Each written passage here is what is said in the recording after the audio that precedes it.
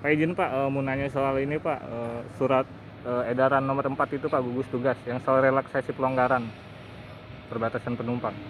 Oh iya, jadi kita Airport termasuk salah satu pihak yang bersiap untuk melaksanakan SE gugus tugas nomor 4 dan SE nomor 15 dari Kementerian Perhubungan sebagai tindak lanjut dari Permen Hub nomor 25 tahun 2020. Nah, eh, sebenarnya flightnya sudah mulai dibuka mulai di SE tersebut mulai hari ini ya, dan seterusnya sampai tanggal 31, tetapi maskapai sendiri perlu waktu untuk mempersiapkan penerbangan yang kita sebut dengan istilah penerbangan terbatas tersebut. Nah, kami di airport ini sesuai dengan edaran yang ada di dalam SE tersebut, kita ditugaskan beberapa hal, antara lain untuk mempersiapkan slot, mempersiapkan posko pemeriksaan dan penjagaan, dan dukungan-dukungan lain yang diperlukan. Nah, karena itu hari ini saya dan stakeholder akan segera merapatkan hal-hal apa yang diperlukan untuk kepentingan tersebut. Salah satu poin penting yang menjadi tugas bandara adalah penyediaan posko pemeriksaan dan penjagaan. Nah, ini yang harus kita terjemahkan, siapa harus melakukan apa, kira-kira seperti itu. Nah, mungkin kalau dari informasi yang saya peroleh dari rekan-rekan maskapai, ini kelihatannya mereka mulai siap tanggal 10-an. Tanggal Termasuk 10-an. Lion Air itu ya? Betul. Nah, ini yang perlu kami sampaikan pertama adalah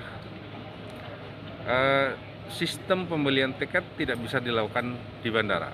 Yap. Tidak bisa dilakukan dengan OTA, online travel agent. Jadi mereka harus datang ke kantor pusat atau kantor cabang maskapai atau melalui website mereka. Kemudian penumpang itu harus melampirkan bukti bebas COVID. Jadi dalam pemahaman saya, ketika tiket itu diberikan, semua persyaratannya udah terpenuhi ya, ada bebas COVID dan lain-lainnya. Nah, nanti begitu di airport persyaratan itu akan kita periksa. Ada mekanisme pemeriksaannya, dan kita siapkan tempatnya nanti kurang lebih di sini di terminal. Kita punya 2 titik, di terminal 3 1 titik dan di terminal 2 juga 1 titik.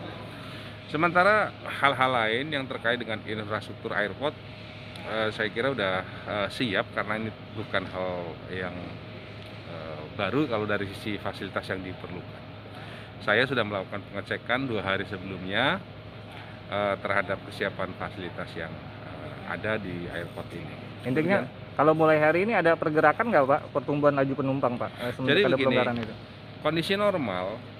kondisi normal itu sebelum berlakunya SE ini, penerbangan kita itu berfluktuasi antara 100 sampai dengan 140-an setiap hari. Posisi hari ini dari flight plan yang saya baca tadi pagi, ini posisinya masih di angka 140 flight plan ya, realisasi bisa di bawah itu. Nah, saya memprediksi kalau kemudian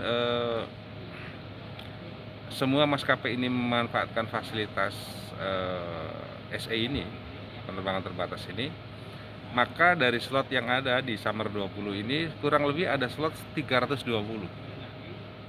Nah, jadi kurang lebih itulah selama masa terbang terbatas sampai dengan 31 Desember Jadi ini. ada penambahan slot 320 itu? Ya, 320 Maskapai itu. mana aja yang udah Itu ngajuin Pak?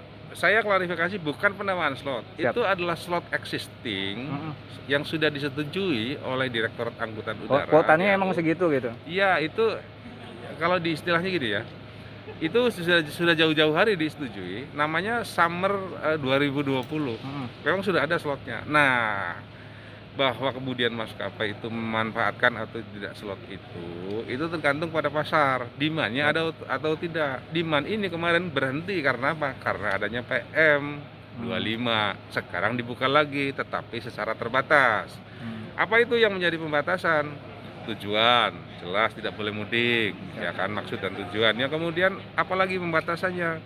Kapasitas dibatasi, load faktornya tidak boleh full karena harus menjaga physical distancing. Apalagi pembatasannya, protokol COVID-19 harus dipenuhi.